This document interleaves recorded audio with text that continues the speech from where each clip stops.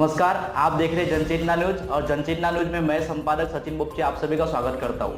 आज हम आगामी विधानसभा चुनाव को लेकर हमारे साथ में एक खास नए मेहमान यहाँ पर गोंदिया विधानसभा क्षेत्र के एक युवा नेता जो है काफी क्षेत्र में चर्चित उनका नाम है। ऐसे युवा नेता से जो कि जनता की पार्टी चाबी संगठन के हाल ही में अभी उनके कार्याध्यक्ष के रूप में नियुक्ति हुई है, उन्हीं को साथ में हम आज यहाँ पर आपके साथ में खास मुलाकात करवाएंगे और जानना चाहेंगे किस प्रकार से विधानसभा के इस चुनाव में समीकरण होंगे। तो स्वागत है सर आपका हमारे जनचेतना न्यूज चैनल में।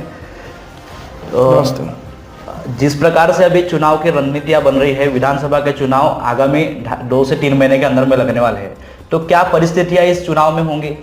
सर देखिए, परिस्थिति एकदम साफ है क्योंकि विनोद जी अग्रवाल ने जो कार्य किए हैं, जो 3 सालों में उन्होंने कार्य किए हैं, उनका मुकाबला अभी से जो 35-40 साल के जो विधायक रहे, अभी तक के जो गोंदिया विधानसभा में आमदार रहे, उन्होंने नहीं किया है। कोरोना के 2 साल रहने पर भी माननीय विनोद जी अग्रवाल ने जो कार्य किए हैं वो सराहनीय कार्य है और आम जनता के लिए वो एक मसीहा बन के निकले थे कोरोना काल में। तो आगामी जो चुनाव हो रहे विधानसभा के एकदम स्पष्ट है, उन्हें जो पिछली बार जो जीत मिली थी उससे डबल वोटों से वो इस बार विजयी होंगे। जैसे कि अभी बहुत सारे लोगों में एक ये है कि जैसे अभी जैसे चुनाव की सरगर्मियां बढ़ते जा रही है, वैसे वैसे नेताओं के पक्ष बदल रहे हैं। जैसे कि अभी हाल ही में आपने देखा कि पूर्व विधायक जो रमेश कुत्ते थे, उन्होंने फिर से घर वापसी कर ली है। तो उसी प्रकार से चर्चा भी है कि पूर्व विधायक गोपाल अग्रवाल भी कांग्रेस पे जा सकते हैं। तो क्या भारतीय जनता पार्टी में फिर विनोद अग्रवाल इनकी वापसी होगी? देखिए सर, अभी तक के तो ऐसा कुछ सामने आया नहीं है। जो विनोद जी अग्रवाल हमारी जनता के आमदार है कि उनका बीजेपी में जाएंगे। एक कैसा है, एक नैरेटिव ये होता है कि विनोद जी अग्रवाल इनका जो समर्थन है वो बीजेपी को है, क्योंकि अगर अपने कार्य क्षेत्र का अगर विकास करना है, विकासों के काम लाना है, तो किसी न किसी जो पार्टी है उसको समर्थन देना पड़ता है। तो उसी तरह विनोद जी अग्रवाल ने अपना जो समर्थन है वो बीजेपी को दिया हुआ है, क्योंकि उन्हें अपने क्षेत्र का विकास करना है। रही बात किसी के आने की जाने की, तो ये उनका पर्सनल मामला है कि वो कहीं भी जा सकते हैं, कहीं भी आ सकते हैं। पर अभी तक के चाबी विनोद जी अग्रवाल, इनका कोई भी निश्चित नहीं है कि वे बीजेपी में जाएंगे। वो अभी जनता की पार्टी से चुनाव लड़ेंगे। जहां तक मुझे पता है, इतनी मीटिंग्स वगैरह होती है और हमारी जो सभाएं होती है उनमें कार्यकर्ताओं का जो खास करके जो सवाल रहता है यही रहता है कि भैया आप कौन से पार्टी से लड़ेंगे। तो आमदार विनोद जी अग्रवाल का कहना ही है कि मैं चाबी संगठन यानी जनता की पार्टी से ही लड़ूंगा। अभी तक के तो उनके मुंह से मैंने यही सुना है। आपने तो राजकीय की शुरुआत जो है कांग्रेस पार्टी की की थी, उसके बारे में क्या कहना चाहेंगे? देखिए, कैसे विधायक विनोद अग्रवाल जी के साथ में जुड़े आप, किस भावनाओं को लेकर आपका क्या उद्देश्य रहा? देखिए, मैं कांग्रेस से जरूर जुड़ा। जब मैं कॉलेज में गया 11-12, तब से मैं कांग्रेस यानी NSUI इस संगठन से मैं ज्वाइन हुआ। उसके बाद में मेरा जो राजनीतिक सफर है, NSUI तालुका अध्यक्ष से लेके महासचिव से लेके फिर प्रदेश के महासचिव तक के, यूथ कांग्रेस के अध्यक्ष, तालुका अध्यक्ष तक के मेरा सफर रहा। और ऐसे क्या परिस्थितियां निर्माण हुई जिसने आपने कांग्रेस को छोड़ना पड़ा? देखिए, कोई भी व्यक्ति अगर किसी संगठन में काम करता है तो फ्रीडम होना जरूरी है। बिना फ्रीडम के काम करे वो मुझे मंजूर नहीं, और मुझे वो ये भी नहीं देता। बट जैसे मैं विनोद जी अग्रवाल इनके बारे में मैं सुनते था, या जब वो जिला परिषद के उपाध्यक्ष थे, शिक्षा विभाग उनके तरफ था, तब उनसे मेरा परिचय था ऐसी।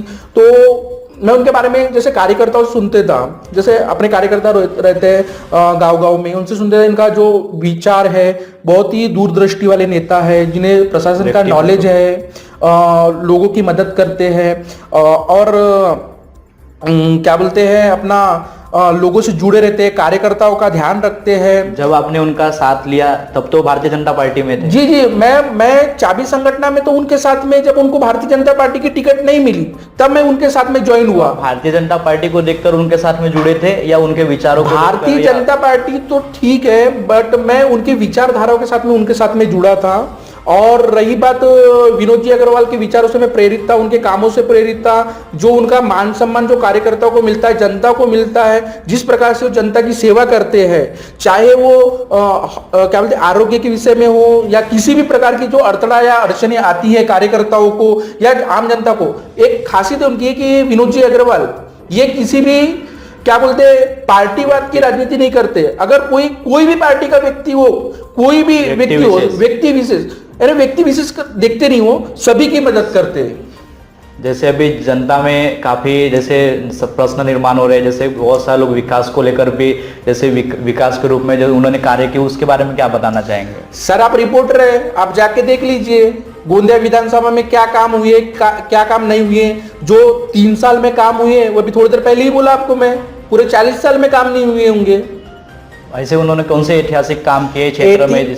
ऐतिहासिक काम तो बहुत सारे सर, रोड रास्ते नाली ये तो बहुत हो गया, ठीक है। आप जाके देखिए पूरे रोड रास्ते नाली पूरे बने हुए हैं। अभी जो अपनी जो महिलाएं हैं उनको जो गट के माध्यम से जो मीटिंग वगैरह लेने के लिए बहुत तकलीफ होती थी, उनके लिए एक फर्स्ट क्लास बचत भवन उन्होंने तैयार करके दिया है। अभी जैसे हाल ही में एक लाडली बहन योजना की शुरुआत की गई। बहुत सारे विपक्ष लोगों का सवाल है कि एक विधायक की क्या सरकार सुनती करके, इसके बारे में क्या कहते हैं? ये आप क्लिप निकाल लीजिए कि सबसे पहले जो लाडली बहना योजना का मुद्दा 288 आमदारों में किसने उठाया। हम आपको प्रूफ के साथ में देंगे, लेटर हेड हमारे पास में है। हम क्या बोलते हैं अपने जो विधानसभा में जो उन्होंने मुद्दा उठाया था उसकी हमारे पास में क्लिप है। अगर कोई मांगे प्रूफ, हम आपको प्रूफ देंगे और दिखा दीजिए कि 288 आमदारों में ये योजना के लिए किसने मुद्दा उठाया।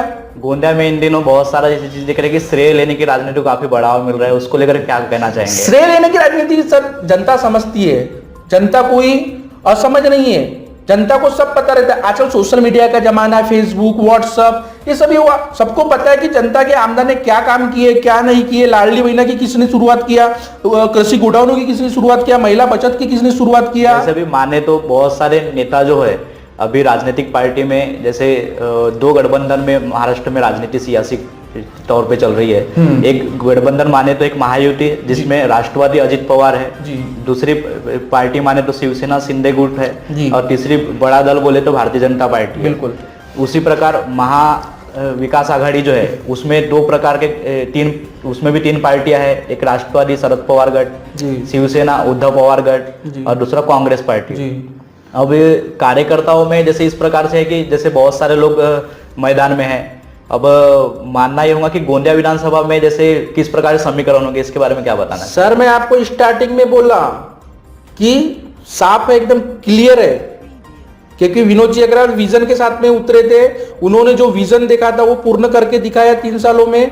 एकदम साफ चित्र है, गोंदिया विधानसभा में फिर से विनोद जी अग्रवाल प्रचंड बहुमतों से जीत के आएंगे, क्योंकि जनता का आशीर्वाद उनके साथ में है। अभी आप देख लीजिए जितने लोग उनसे जुड़े होंगे, कोई भी आपको टूटा होगा तो बता लीजिए, 1-2 को छोड़ के, नहीं तो विनोद अग्रवाल जी के साथ में पूरा जन सैलाब है और लोगों की आवागमन शुरू एकदम है ना।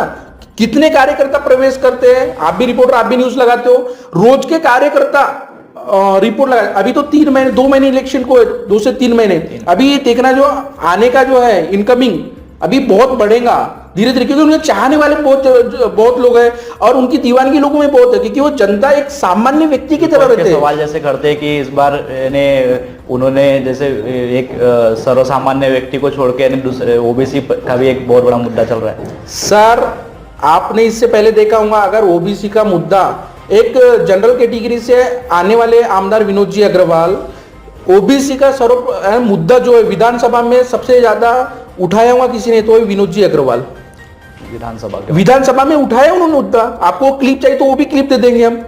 अगर ओबीसी के जनहित में कार्य नहीं करते तो वो क्या ओबीसी का मुद्दा उठाते क्या? उनको जाति धर्म की राजनीति करते ही नहीं विनोद जी अग्रवाल, सर्वधर्म संभाव इस प्रकार की राजनीति करते हैं, सेवा ये सर्वोपरि इस प्रकार की राजनीति करते हैं विनोद जी अग्रवाल। जैसे कि उनको जैसे विपक्ष का माने जैसे तो ये जनता की पार्टी उनकी स्वयं जो पार्टी है उससे चुनाव, लेकिन विपक्ष की माने तो कौन कद्दावर नेता उनको टक्कर दे पाए? देखिए टक्कर क्या है, हम अपनी बात करेंगे, हम मजबूत रहेंगे, आगे कौन है ये हमारे को नहीं देखना है। बट जैसे गोपाल दास जी अग्रवाल है, ये उनके प्रचंड प्रतिद्वंदी के रूप में मेरे को लगता है, मेरा एक व्यक्तिमत्व है कि ये उनके द्वंद्वी रहेंगे। वो तो कहते हैं कि इन्होंने केवल 4 साल में व्हाट्सएप का विकास किया है करके। कौन? गोपाल दास अग्रवाल। अच्छा, यानी मीन्स जो माजी आमदार जी है वो क्या वो व्हाट्सएप पे अपनी न्यूज नहीं चलाते, फेसबुक पे अपनी न्यूज नहीं चलाते? आप बताइए मुझे, आप वो फ्लेक्स नहीं लगाते हैं, वो नहीं लगाते क्या? देखिए आज जो है सोशल मीडिया एक क्या बोलते सरल माध्यम बन गया है लोगों तक के पहुंचने का।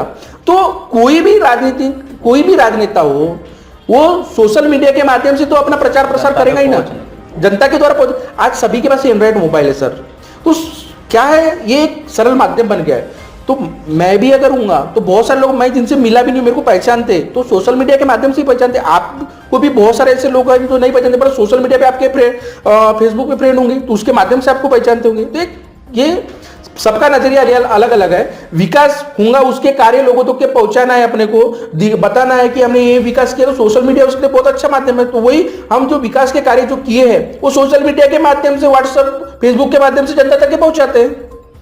अभी हाल ही में जैसे जैसे उनके विकास कार्य के बारे में बात करें तो किस किस प्रकार से विकास, किस किस क्षेत्र में उन्होंने विकास किया, उसके बारे में। सर विकास की तो छोड़ दीजिए, ऐसा कोई क्षेत्र नहीं बचा है जहां विकास नहीं हुआ होगा। हर गांव में महिला बचत गट, गोडाउन, कृषि गोडाउन, रास्ते, नाली, वाचनालय, बुद्ध विहारों का सर्वांगीण विकास, सौंदर्यीकरण, मंदिरों का सर्वांगीण विकास। और बात रही ये तो रोड, रास्ते, नाली है तो सब ये दूसरे कार्य। जब अतिवृष्टि होती है तो उसका मुआवजा सबसे अधिक दिलाने का कार्य, बोनस की मांग, बोनस की जो मांग है, बोनस जो मिलता है एक निश्चित समय तक के था, उन्होंने सम्मान राशि के रूप में उन्होंने किसानों को वो राशि देने का कार्य किया है। बोनस को उन्होंने अलग करके सम्मान राशि जो कभी बंद नहीं हो सकती किसी भी सरकार की, वो मांग सर्वप्रथम विनोद जी अग्रवाल ने किया। क्यों किया? क्योंकि भंडारा गोंदिया ये धान की खेती करता है, तो यहाँ के जो लोग हैं धान की खेती पर निर्भर रहते हैं, तो उन्होंने ज्यादा से ज्यादा लोगों को फायदा मिले, इसीलिए बोनस के माध्यम से उनको राशि दिलाने का काम किया। और एक बात सुनिए, जैसे आज तक के कोई कड़पों के पैसे नहीं मिलते थे, कड़पे गीले हो जाते थे या पानी भर जाते था खेतों में, पूंजने वो पानी आते थे और बुझली निकल जाती थी। आज तक के किसी भी नेता ने इस प्रकार की जो नुकसान की राशि दिलाने का काम नहीं किया। पर एकमात्र विनोद जी अग्रवाल ही है जिन्होंने किसानों के हित में ये राशि उन्हें प्रदान कराने का काम, सरकार से जो मदद दिलाने का काम सिर्फ विनोद जी अग्रवाल ने किया है। जैसे कि अगर माना जाए तो जैसे उन्होंने बहुत सारे ऐसे विभाग में, जैसे उनके एक मामला सामने आया था, उसको लेकर क्या कहना चाहेंगे? जैसे बांधकाम विभाग में एक कर्मचारी को लेकर काफी उनका। सर एक गलत है, कोई ऐसा हुआ ही नहीं। वो कर्मचारी खुद ही बोलते कि मेरे को उन्होंने ऐसा बोले नहीं।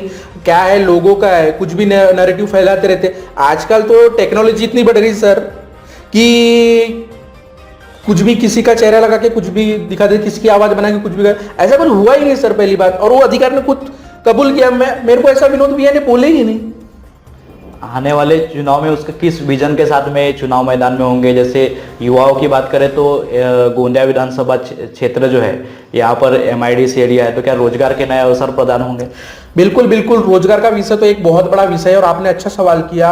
जैसे युवा लोग, आप जैसे युवा नेता है, तो क्या युवाओं के बारे में क्या रणनीति को लेकर मैदान में होंगे चुनाव के? युवाओं को लेकर रणनीति पूरी तैयार हो चुकी है सर।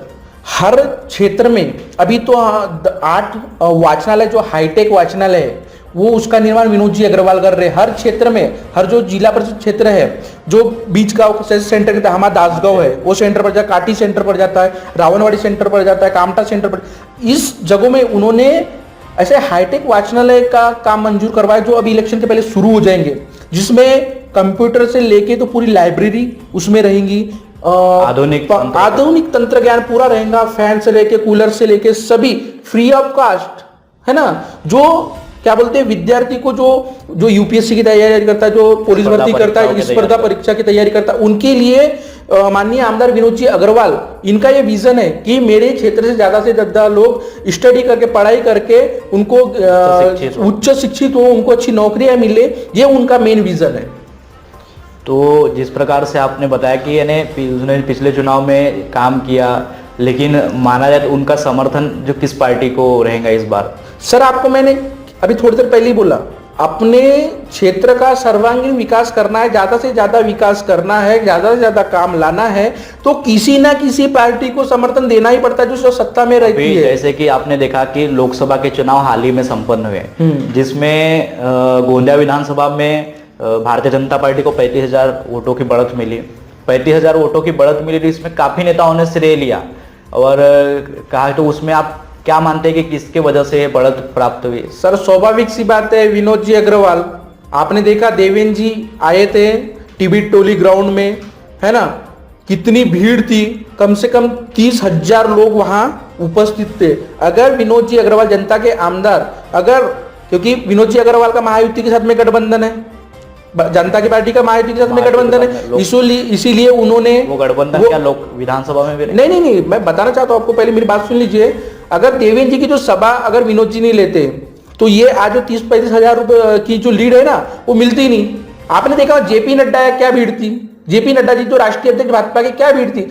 इवन अमित शाह जी साकोली आए थे, इतनी भीड़ नहीं थी जितनी हमारे विधानसभा में देवेंद्र जी की जो सभा माननीय विनोद जी अग्रवाल के माध्यम से ली गई। और जो हमारे कार्यकर्ता जो यहाँ आए, सिर्फ चाबी संगठन के कार्यकर्ता, सिर्फ और सिर्फ चाबी संगठन के ही कार्यकर्ता थे उसमें भी, आपको बता रहा हूं मैं। आपने जैसे कि अभी देखा होगा कि महाराष्ट्र में महायुति की लोकसभा की काफी कम सीट आई है, क्या विधानसभा में भी महायुति की सरकार बनेंगे या महाविकास आघाड़ी की सरकार बनेंगी? और इसके बारे में समर्थन, अगर मान के चलो महाविकास आघाड़ी सरकार बनती है तो विनोद जी अग्रवाल इनका समर्थन किधर में रहेगा? देखिए सर, अभी वो लोकसभा का क्या बोलते गठबंधन था, अभी तक की कोई गठबंधन हुआ नहीं। हमारी सेल्फ जो लड़ने की ये है, तैयारी है। अभी मैं इसके बारे में आपको कुछ बोल नहीं सकता कि हमारा समर्थन किसको रहेगा, कि हमारे को कोई समर्थन करेगा। अगर इस पर परिस्थिति ऐसी निर्माण होगी जिस प्रकार से अभी लोकसभा के चुनाव में समीकरण तैयार हुए, उसी प्रकार क्या महाराष्ट्र में अगर महाविकास आघाड़ी की सरकार महाराष्ट्र में स्थापित होती है तो क्या उनको समर्थन रहेगा या निर्दलीय? अभी सर कैसा है, विनोद जी अग्रवाल खुद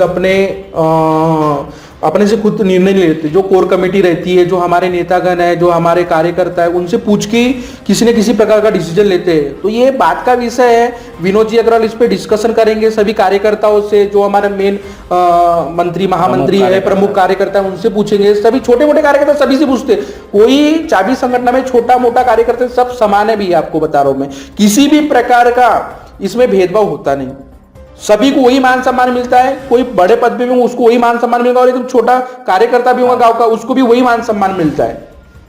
तो जैसे कि आपने जिस प्रकार से जानकारी दी, और आने वाले चुनाव में विधायक विनोद जो अग्रवाल जी है वो जनता की पार्टी से ही चुनाव लड़ेंगे, क्या कार्यकर्ताओं की सहमति है इसमें? नहीं, एक्चुअली जिस हिसाब से मैं देख पा रहा हूँ, या मीटिंग्स वगैरह होती है, जो सभाएं वगैरह होती है, विनोद जी अग्रवाल जब बुलाते हैं तो कार्यकर्ताओं का एक ही जो उद्देश्य रहता है या जो मोटो रहता है, वो चाबी संगठन से या जनता की पार्टी से ही लड़े। ज्यादातर कार्यकर्ताओं का यही मानना है कि विनोद जी अग्रवाल ने चाबी संगठन से इलेक्शन लड़ना चाहिए। कुछ कार्यकर्ताओं में जैसे बहुत सारे कार्यकर्ताओं के प्रवेश होते हैं, हाँ। जिस प्रकार से भारतीय जनता पार्टी में लगातार जो प्रवेश होते आए हैं, जैसे प्रवेश होते हैं उसके बाद जो कोई भ्रष्टाचारी भी रहता है प्रवेश हो जाता है, उसको लेकर क्या कहना चाहेंगे आप? अब ये सर ये ऊपर वालों का विषय है, ऊपर वाले जो है उनका विषय है, बट एक्चुअली अब वो बड़े नेता है सर, तो हम उन पे कोई टीका टिप्पणी कर नहीं सकते, क्योंकि हम एक छोटे से क्षेत्र से आते, छोटे से गांव से आते, तो इस प्रकार की उन पे टिप्पणियां करना मेरे हिसाब से गलत है। अब ये उनका विषय, कुछ ना कुछ उनकी दूरदृष्टि होगी। आपके क्षेत्र में भी काफी आपका नाम चर्चित है, आपका जिला परिषद क्षेत्र जैसे धापेवाड़ा आता है, तो धापेवाड़ा में क्या आने वाले समय में आप जिला परिषद या किसी चुनाव में आप मैदान में होंगे? सर पहली बात तो नाम चर्चा में इसलिए था कि हम काम करते हैं, जनता के काम करते हैं, और वो जनता के काम है। विनोद जी अग्रवाल माननीय विधायक, जनता के आमदार, इनके माध्यम से हम लोगों के काम करते हैं, और जो जनता हमें बताती है, जनता की जो भी समस्या रहती है उसका जो हल निराकरण करके हम देते हैं, इसीलिए हमारा नाम चल रहा है। और नाम इसीलिए चल रहा है क्योंकि हमारे पीछे विनोद जी अग्रवाल का, हमारे सर पे विनोद जी अग्रवाल का हाथ है, उनके आशीर्वाद के बिना ये असंभव है। और रही बात इलेक्शन की, तो इलेक्शन का मेरा कोई ऐसा तय नहीं है सर, मैं इलेक्शन लड़ूंगा नहीं लड़ूंगा, पर ऐसा राजनीति में रहो तो एक अभिलाषी रहता आदमी, अपेक्षा रहती है। हाल ही में आपको कार्याध्यक्ष की जवाबदारी मिली है, तो इसमें किस प्रकार से आप खरे उतर के दिखाएंगे? यानी सर्वप्रथम एक और आपको उसका जवाब दूंगा मैं, कि जैसे अपनी अभिलाषा रहती है तो कैसा है, वो पार्टी के ऊपर डिपेंड है, विनोद जी अग्रवाल के ऊपर डिपेंड है, हमारे जो मेन क्या बोलते हैं जो नेता लोग हैं हमारे संगठन के, उनके ऊपर डिपेंड है। अगर वो बोलेंगे, अगर वो नहीं बोलेंगे तो हम ग्राम पंचायत इलेक्शन में लड़ेंगे। मैं विनोद जी अग्रवाल से परे होके पार्टी के ऊपर जाके मैं कोई काम नहीं करूंगा, पहली बात तो, और वो पार्टी जो बोलेंगी उसका मैं पालन करूंगा, बस इतना ही है। दूसरी बात, आपने कार्याध्यक्ष के रूप में आपको जो जवाबदारी मिली है, हाँ, किस आधार से उसमें भूमिका निभाएंगे और पद की गरिमा संभालेंगे? सर, कार्याध्यक्ष का मतलब है कि पूरे क्षेत्र में जो पूरा विधानसभा है, पूरे तालुका है, उसमें अपने को कार्य करना है। ज़्यादा से ज़्यादा जो युवा लोग हैं उनको अपने को जोड़ना है, उनकी जो समस्या है उसका निराकरण करके देना है। ज़्यादा से ज़्यादा उनके तक के अपने को विनोद जी अग्रवाल द्वारा जो किए गए कार्य है उनको समझाना है, जिससे कि वो प्रेरित होकर उनसे जुड़े। तो इस प्रकार के काम, और जो हमारी जो टीम अभी टीम बनी गई हमारी, उसमें हम उपाध्यक्ष, महामंत्री, सचिव, सोशल मीडिया प्रमुख, इस प्रकार की अभी 8 दिन के अंदर नियुक्तियां करने वाले हैं। फिर उनके बाद में क्षेत्र वाइज जेडपी प्रमुख, पंचायत समिति प्रमुख और जो गांव के प्रमुख रहते हैं, इनकी नियुक्तियां करने वाले हैं। उस हिसाब से उनके ऊपर हम कार्य का बोझ डालने वाले हैं। देन आफ्टर वो लोगों तक के ज्यादा से ज्यादा विनोद अग्रवाल के कार्य पहुंचा सके, विकास कार्य पहुंचा सके, और जो लोगों की समस्या है वो हमारे तक के लाए। हमारे से अगर सॉल्व नहीं हुई तो हम माननीय जनता के अंदर विनोद जी अग्रवाल से नए मतदार जो बहुत सारे जुड़े हुए, जिन्होंने पहली बार वोट डालने वाले हैं, उनको आप क्या संदेश देना चाहेंगे? उन्हीं को यही संदेश है कि देखिए, आपका भविष्य क्या बोलते हैं, अगर उज्जवल बनाना चाहते हैं तो आप विनोद जी अग्रवाल के साथ में आइए, उनको वोट डालिए। क्योंकि माननीय विनोद जी अग्रवाल ने भी 8 गांवों में 8 ही वाचनालय पास की, सिर्फ सेंटर के गांव में। पर उनका जो विजन है, गांव गांव में इस प्रकार के जो वाचनालय निर्माण करना उनका मेन उद्देश्य है। ये अभी निधि की कमी होने की वजह से सिर्फ 8 ही पास हो पाए। इसके बाद में जब वो विधायक बनेंगे तो हर गांव में हाईटेक वाचनालय का निर्माण वो करने वाले हैं। नए मतदारों में जैसे अभी आप घूमते हैं युवाओं में, तो युवाओं में क्या ये है कि नए मतदारों में किसको लेकर मतदान करने का?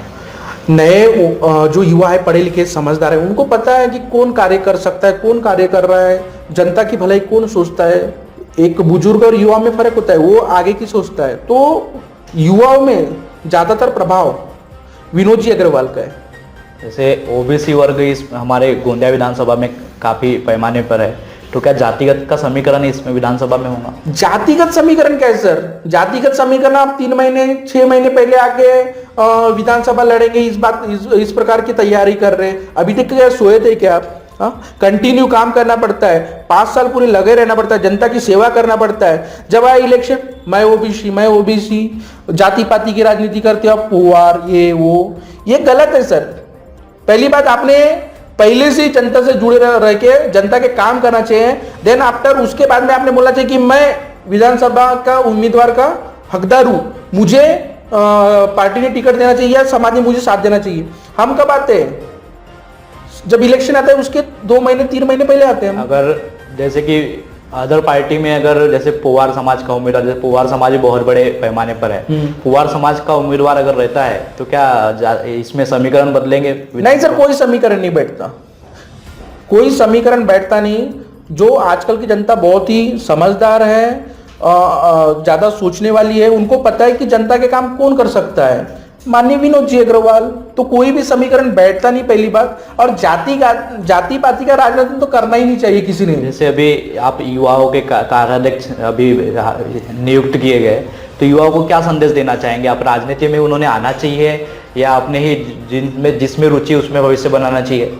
देखिए, राजनीति ऐसा एक पैसा है कि राजनीति में आने के लिए अगर आप तुरंत रिजल्ट बोलोगे तो नहीं मिलता है ना। अगर आपको आना है तो लॉन्ग टर्म के लिए आना है, संघर्ष, बहुत काफी मेहनत करना पड़ता है, बहुत संघर्ष करना पड़ता है। तब पहले तो युवाओं ने अपनी जो पढ़ाई लिखाई है, स्टडी, उसके ऊपर ध्यान देना चाहिए। और जो उनका मोटो है, जो उन्होंने सोच के रखा है कि मुझे जो भी विजन है, जो मुझे बनना है, उसके तरफ पहले जाना चाहिए। या फिर पहले अपने आप में क्या संपन्न हो जाना चाहिए, पैसे पानी से सभी से सक्षम हो जाना चाहिए, उसके बाद में ही राजनीति में आना चाहिए। राजनीति बहुत अच्छी है, पर आजकल की जो राजनीति सर, वो काफी हटके अलग टाइप की है।